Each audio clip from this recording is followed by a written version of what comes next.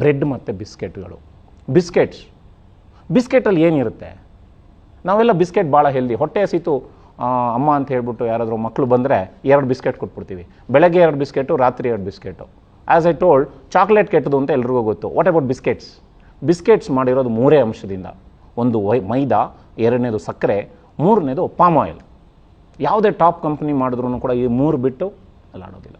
So ಇದರಲ್ಲಿ nearly about 35 to 40 grams of sugar ನಿಮಗೆ ಒಂದು ಇದರಲ್ಲೇ ಸಿಕ್ಕೋಗ್ಬಿಡುತ್ತೆ, ಒಂದು ಫುಲ್ ಪ್ಯಾಕೆಟಲ್ಲಿ. ಹೆಲ್ದಿ ಬಿಸ್ಕೆಟ್ಸ್ ಅಂತೆಲ್ಲ ಮಾಡಿದ್ದಾರೆ. ಹೆಲ್ದಿ ಬಿಸ್ಕೆಟ್ಸಲ್ಲಿ ಎಷ್ಟು ಫೈಬರ್ ಇರುತ್ತೆ? Hardly 0.1%. It is deadly dangerous, slow Poisson ಅಂತ ನಾನು ಹೇಳೋದಕ್ಕೆ ಇಷ್ಟಪಡ್ತೀನಿ. ಯಾವ ಬಿಸ್ಕೆಟ್ಸ್ನೂ ಬಳಸ್ಲಿಕ್ಕೆ ಹೋಗಬೇಡಿ. ಈಗ ರಾಗಿ ಬಿಸ್ಕೆಟು ಕೂಡ ಸುಮ್ಮನೆ ರಾಗಿ ಹಾಕಿರ್ತಾರೆ. Most of it is made by maida. ಮೈದಾ ಮಾಡ್ದಲ್ಲೇ ಬಿಸ್ಕೆಟ್ ಮಾಡೋಕ್ಕಾಗೋದೇ ಇಲ್ಲ. ಸೊ ಹಾಗಾಗಿ ಮೈದಾ ಈಸ್ ವೆರಿ ಡೇಂಜರಸ್.